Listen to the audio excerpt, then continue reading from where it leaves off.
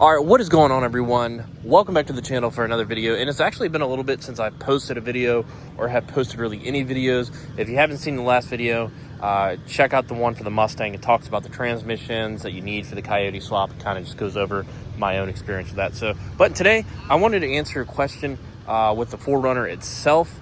This being mine, the third gen 4Runner. What is the perfect lift suspension to have a comfortable ride, still using it as a daily driver, but also still being able to use this thing as an off-road vehicle? But let's get the first thing straight. This 4Runner, when they come from the factory, it's always been said it's one of the best, if not the best, at least of the 90s and early 2000s of that generation, the best off-road sport utility vehicle. They're in the sport utility craze. The 4Runner was probably, if not the top first, at least the top three. So let's go ahead and talk about some stuff real quick. Real quick side little note, I ordered this TEQ off-road. I don't know if they are like a smaller brand to TEQ Customs or not, but got this. So what I was actually going to do is replace this just because it's more convenient. If you pull these out, you have these little slides that slide down, so it makes it easier. It's supposed to have a little USB port charger right here. This is actually really cool looking. It's actually pretty made well, or well made, I guess. Comes with some directions and stuff, but I'm missing one thing, and that is the socket charger that I paid for it to come with, which is not a big deal money wise. It wasn't that much. It was on sale anyways, that's why I got it. But I've messaged them quite a lot at this point, and they have not gotten back to me, so it's kind of a useless part right now. So I'm gonna reach out again. I don't know if their customer service is just tied up or they're not getting email. I don't really know, but we all experience that in the car world. Unfortunately, you order some parts, and when you don't get everything, they just don't hit you back. So I might have to take the L on that one. I don't know. So let's go ahead and real quick just kind of talk about this, answer some questions. I have the Dobinson's 3-inch lift kit. Now I have a lot of stuff that goes into this lift kit as well. How I replace the factory lower and upper control arms or long travel arms, whatever you want to call them, the pan hard bar correction kit, the upper control arms as well, the JBA. So a lot of stuff is, like I've talked about this in the past, aftermarket stuff. I didn't go too over crazy with it because I wanted stuff to perform. So I bought stuff not from the fortune. How about that? So I've talked about in the past, when you buy like race car parts, people drive like the Mustang. If I was to do, just strictly race car parts that are meant for the track only, and I drive them and they fail right away from daily use driving because they're not meant to be driven that much, what it's made for is basically strictly for the track. You're going to have lift kits and suspension components that are strictly for off-roading, and people will daily drive them, and then the part will fail on them, and then they're like, Pikachu face, what happened? What do I do? I paid so much money for this part. Why is it not holding up?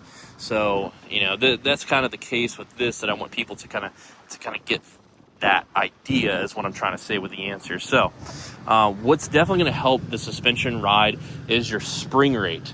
I have heavier springs in the rear and in the front. I forgot what pound rate it is, but it is on the heavier side because they give me the option of being able to tow stuff. I do have weight under the vehicle with the entire skid plate setup that adds about probably like a good 100 and something pounds. I have the roof rack. So they do have all of that. But if you're not going to add any of that, you just want to lift your vehicle, you don't really care about adding anything off-roading, you're actually going to not add a roof rack. You're going to lighten the vehicle. A lighter spring rate is going to be better for that, I believe. Don't quote me, but it's going to be better. So kind of like the stiffer the spring, the harsher the ride is going to be.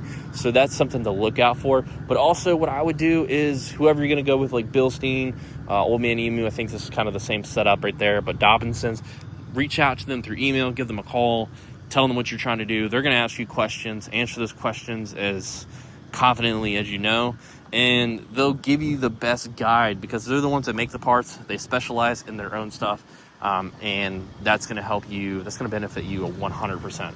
So my ride, from my experience with this, I've owned this now, the lift kit, for close to, it's been over a year. So I've had really good success with it. I have had zero issues. It's not the harshest ride. It's actually pretty comfortable. There are roads that you kind of feel the bumps and stuff. You kind of feel everything not shake through the 4Runner, but you hear it. But that's also you're going to get with lifting. You're going to get lifting your vehicle, lowering your vehicle. You're going to get all that stuff. So nothing's going to ride with like a Cadillac unless it's a Cadillac. So just keep that in mind.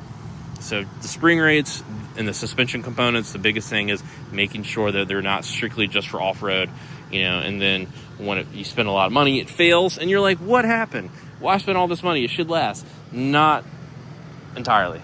Because when they make actual parts that are factory parts, factory replacement parts, this should last 50,000 miles before, we see it going bad. Versus this is strictly for the off-road world or race car for drag racing only, and I'm going to daily drive it and it fails within 5,000 miles, even though I paid way more than the factory part costs. They kind of just have different roads or paths that they're supposed to be used for. So hopefully that answers any questions. The weight, the use of the parts, and what you're going to do with it. Always reach out to somebody that has, the answers that you're looking for. So don't be afraid to ask questions. So hopefully that answers any question. This is a 3-inch Dobinson lift kit, and I found everything on Dobinson's website, and it has core 4x4 rear control arm suspension. So there you go. If you have any questions, guys, I'll try to answer them in the comments below. Other than that, y'all have a good one. I'll catch you later.